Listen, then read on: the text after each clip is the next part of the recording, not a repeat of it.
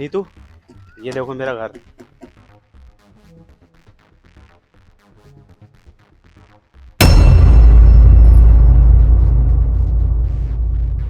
करण, ये तुम्हारा घर है? हाँ, ये मेरे घर है। लेकिन तुमने तो मुझे पहले कोई और घर दिखाया था जो कि बहुत बड़ा और बहुत खूबसूरत था। हाँ, दिखाया था, लेकिन पहले था, अब नहीं है। अब नहीं है?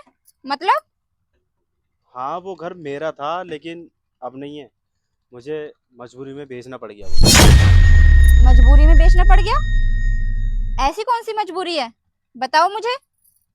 नीतू, मजबूरी मेरी ये थी कि मुझे ना बिजनेस में बहुत लॉस हो गया। बिजनेस को बढ़ाने के लिए और अपना बिजनेस बचाने के लिए मुझे मजबूरी में घर बेचना पड़ गया। लेकिन तुम चिंता मत करो, आज से हम इसी घर में रहेंगे, क्योंकि ये भी तो हमारा घर है ना। कोई बात नहीं, हम इसी में रह लेंगे।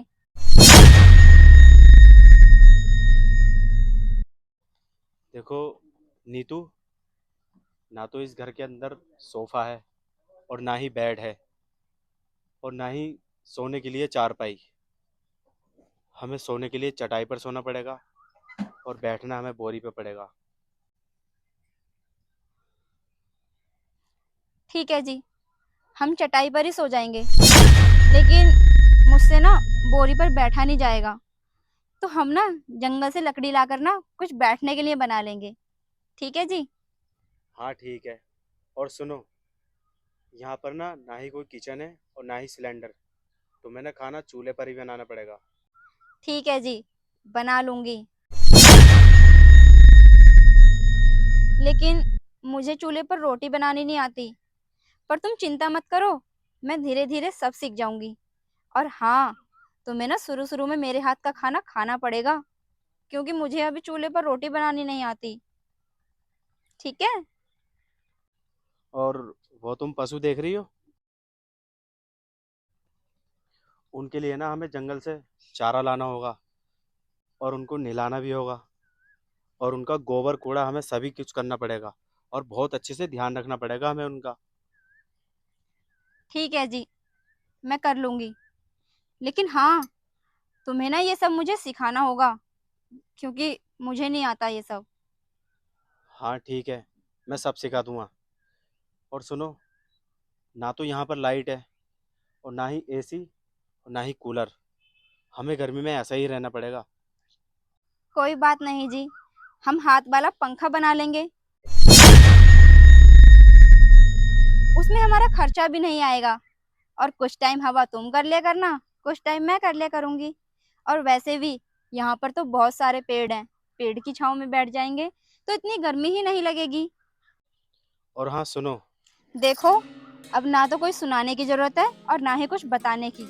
मैंने आपसे शादी की है, अब मैं हर सिचुएशन में आपके साथ रहूंगी। हाँ रहोगे, जैसे भी रहोगे मैं भी आपके साथ वैसे ही रह लूंगी।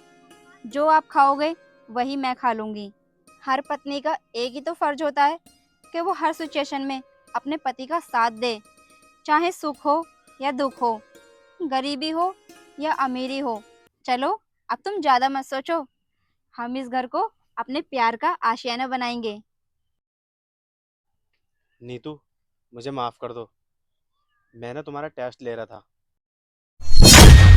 टेस्ट? कैसा टेस्ट? नीतू, अगर किसी वजह से मेरा बिजनेस में लॉस हो जाए और मैं बर्बाद हो जाऊँ, गरीब हो जाऊँ, क्या तुम मेरा उस सिचुएशन में भी साथ दोगी? कैसी बात कर रहे हो करण? मैंने सिर्फ तुमसे प्यार किया है, ना कि तुम्हारे पैसों से और ना ही तुम्हारी अमीरी से। देखो, चाहे तुम कैसी भी सिचुएशन में रहो, मैं हमेशा तुम्हारे साथ रहूंगी। और हाँ, आज तो तुमने ये सवाल पूछ लिया, आज के बाद मुझसे ऐसा सवाल पूछना भी मत, समझे? मुझे लगा कहीं तुम ऐसी तो नहीं कह रही हो। क्या तुम सच में इतनी अच्छी हो? लेकिन जितना मैंने सोचा था ना, तुम मुझसे बहुत बढ़कर अच्छी हो। और हाँ सुनो, मुझे ना माफ़ कर देना। मुझे ना ऐसा नहीं करना चाहिए था।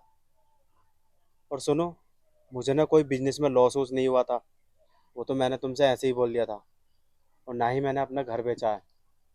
जो मैंने तुम्हें घर दिखाया था ना, वही हमारा घर है। और हाँ, मैं ना ये सोचकर हैरान हो गया था और सोच में पड़ गया था कि आज की डेट में भी इतनी अच्छी सोच वाली लड़कियां हैं। इसलिए मैंने ऐसा किया और तुमसे झूठ मूठ की शादी की।